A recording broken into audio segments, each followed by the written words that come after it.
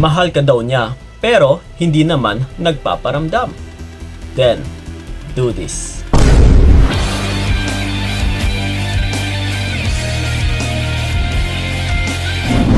Yon.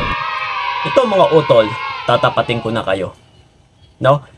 Na kung nasasabi ninyo na Kuya Kiko, mahal naman daw niya ako, pero bakit ganon? Hindi naman siya nagpaparamdam. Oh. Well, diretsahin ko na kayo. Sa totoo lang utol, wala po kasing pagmamahal dyan. Hindi ka po totoong minamahal niyan. Wait, what? Yan po ang totoo. Huwag na tayo magpaligoy-ligoy pa. At huwag ka na rin magpakabulag pa. Kasi, kung titignan natin, no, hanggang salita or pagdating sa salita ay napakagaling. Mahal ka daw niya. No, halimbawa, nawawala siya and then sa oras ng kanyang pagpanumbalik ay eto na. Ang dami mo nang maririnig na mga mahalimuyak na salita. Babe, pasensya na. Pasensya na talaga ha, pero lagi mong tandaan, mahal na mahal kita. So, ngayon, ang impact nito pagdating sa atin or sa tao or sa iyo na sinasabihan ay mas lalo kang maguguluhan. Bakit kaya? No, bakit kaya ganon? Bihira lang siya nagpaparamdam sa akin. Hindi niya naman ako kinikibo. Hindi niya nga sinisin yung mga messages ko. And then ito ngayon, kung minsan is sinasabi niya naman sa akin na mahal niya ako. Ano pa talaga yung totoo? Napakagulo. So, ganun na nga mga utol. Like I said kanina, hindi ka naman talaga kasi totoong minamahal niyan. Ibig sabihin, yung sinasabi niyang mahal ka niya ay hindi po yan totoo. Yun po ay isang kasinungalingan. Kung ako po yung papaniwalain mo or papipiliin, based sa studies utol, kailangan nating maniwala sa kinikilos ng tao. Kahit sa ano pa itong aspeto. Yes? Kasi yung kilos ay hindi po yan nadadaya.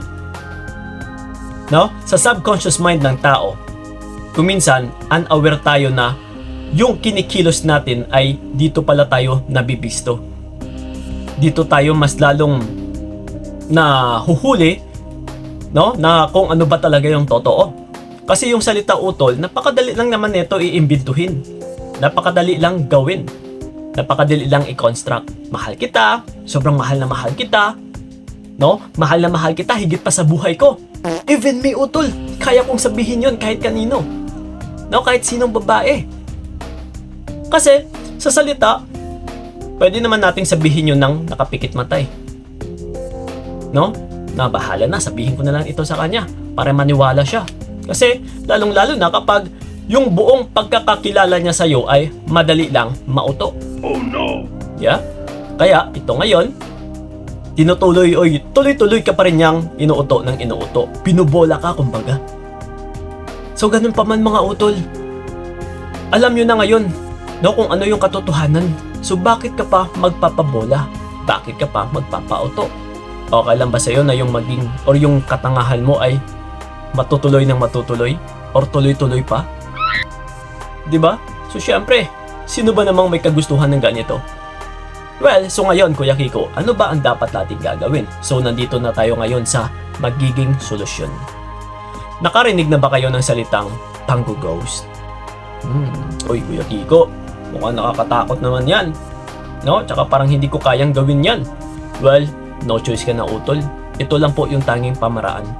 No? Na para masaktan o tsaka para makapaghiganti ka rin sa taong ito. Kasi, kung ikaw man mismo ay may konsensya, mas mainam na lang po na umatras ka ng walang pasabi. Yeah? Mas mabubunutan ka ng tinik dito. Mas gagaan pa yung pakiramdam mo. Compare sa makipaghiwalay ka nga, pero ang dami nyo pang explanation sa isa't isa, mas lalo ka lang maguguluhan. Lalong-lalo na kapag binigyan mo siya ng chance na mag-explain. Siyempre, wala siyang ibang dedepensahan kundi yung sarili niya rin utol. Kaya mag-ingat ka. Kaya, mas recommended po na huwag ka nang makinig sa kanya. So yun po, umatras ka ng walang pasabi, kumbaga. No, yun po ang tinatawag nating pang-ghost. Bigla ka na lang maglaho, bigla ka na lang mawawala ng walang pasabi. Kasi sa anong dahilan? Dahil nga, hindi ka naman totoong minamahal. Ginagamit ka lang utol. Minamanipula ka lang, kumbaga. So dito nakadepende kung paano mo rin binibigyan ng halaga at saka respeto ang iyong sarili. kung hinahayaan mo lang na ginaganito ka, na hindi naman totoo, no? Pinapaikot-ikot ka lang, then, mas lalo pa natin makikita na ganito lang pala kababaw yung respeto mo sa iyong sarili. Mababa, masyadong maliit. No? Pero kung ikaw mismo umaalma, uy, Kuya Kiko, hindi pwede to sa akin. Kaya pala hindi nagtutugma yung mga sinasabi niya based na rin sa kinikilos niya. Yung pala ay hindi naman pala talaga ako totoong minamahal. Yes, correct. Yan po ang tama. Yan po ang totoo. So yun po ang paniwalaan mo. Then, what is the reason para mag-aksaya ka pa ng panahon sa taong ito?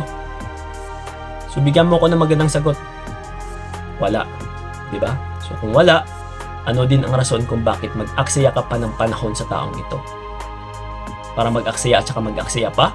Para madagdagan pa yung pag-aaksaya mo ng sarili mo, ng buhay mo, ng panahon mo, ng pera mo, ng pagmamahal mo sa walang kwentang tao sa hindi ka naman minamahal ng totoo. Okay? So yun po, maglaho ka utol, umatras ka. Yung tipong siya naman ito yung mangangamusta sa'yo at saka hindi mo na nire-response. Siya naman ito ngayon yung mababalisa, mapapraning. No? Yung baga pa, mabibigyan siya ng curiosity. Uy, teka lang, ano kaya yung nangyari? Bakit hindi na siya nagpaparamdam? Sinabihan ko na nga yun na mahal ko siya eh. Yeah. Pero syempre, hindi tayo bobo.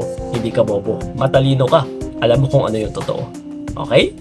So yun lang po mga udol. Sana yung nakatulong yung video na ito. And then sa mga nais akong makausap one-on-one, PM nyo po ako sa aking FB page na Payong Kaibigan ni Kiko. Yes, magsiset po tayo ng appointment para sa inyo. So yun lang po, maraming salamat talaga. So ingat kayo, God bless and babu! Mas mabuti nang bitawan ka para wala nang pait. Hanggang dito na lamang kung nakayanan ko nakawakan.